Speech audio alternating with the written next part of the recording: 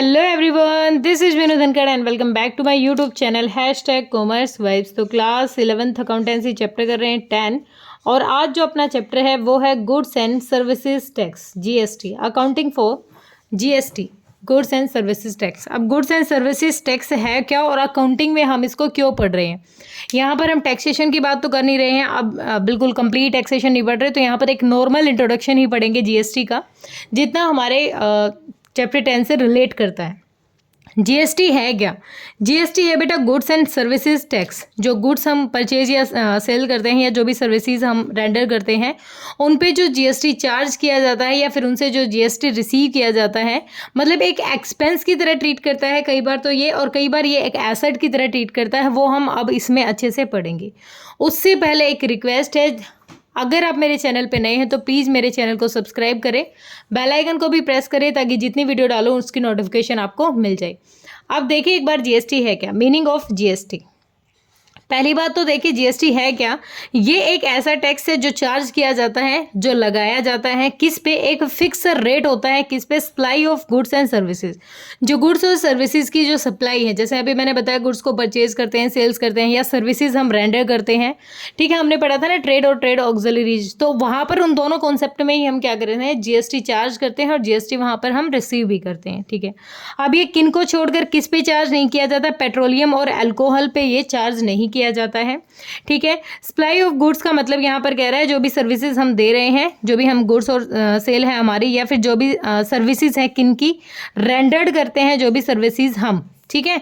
यहाँ पर ये क्या कह रहा है, supply of goods mean sale of goods and supply of services mean render of services, services जो हम प्रोवाइड करते हैं। It is a nationwide tax. ये क्या है, नेशन वाइड टैक्स है। और ये क्या करता है, ये किस प्रिंसिपल पर बेस्ड है, ये है वन नेशन वन टैक्स। एक देश है तो एक ही टैक्स होना चाहिए, इस प्रिंसिपल पर ये बेस्ड है, ठीक है। अब ये कब हुआ, ये पास किया था पार्लियामेंट ने 24 मार्च 2017 को, लेकिन ये आया कब, लागू कब से किया गया, इसका इफेक्ट कब से आया, 1 जुलाई 2017 से आया। इससे पहले हम बहुत अलग अलग टैक्स देते थे, डिफरेंट टैक्स होते थे, कहीं एक्साइज ड्यूटी थी, कहीं सेल्स टैक्स था, अलग अलग डिफरेंट टाइप के टैक्स थे।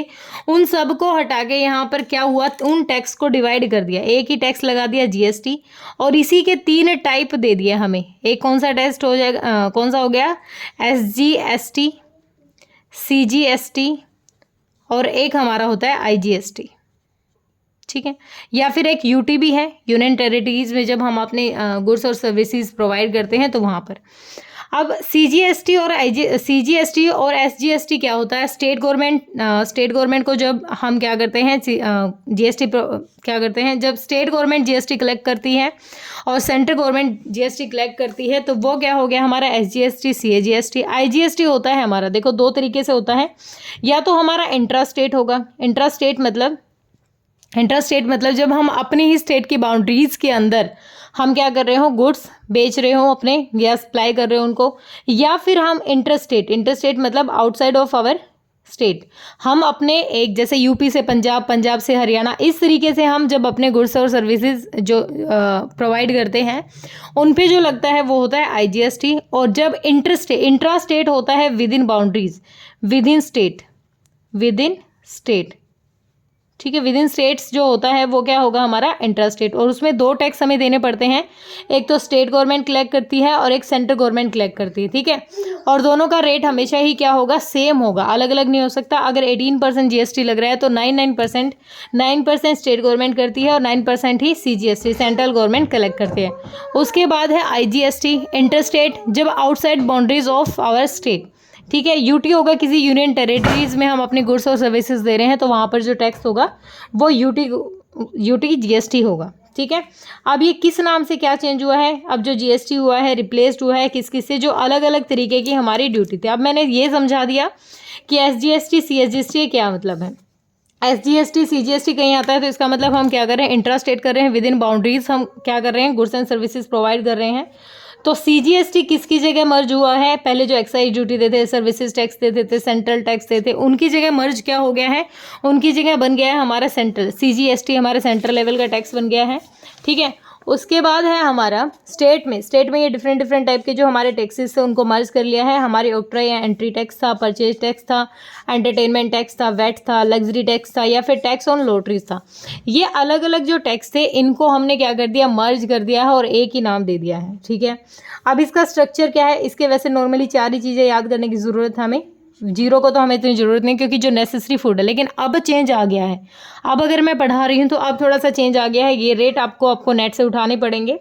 अब एसेंशियल आइटम्स पे भी हमें क्या करना पड़ेगा, जीएसटी पे करना पड़ेगा। वैसे नॉर्मली ये कॉमन यूज आइटम्स पे 5%, standard rate 12%, maximum goods and services पे 18%, लग्जरी आइटम्स या तंबाकू वगैरह पे 28% जीएसटी चार्ज किया जाता है। ठीक है, अब GST is paid on purchase of goods and services is collected from customer. अब जो भी जीएसटी चार्ज किया जाता है वो डायरेक्ट जो यूज़ कर रहा है, जो लास्ट यूज़र होता है उससे कलेक्ट किया जाता है।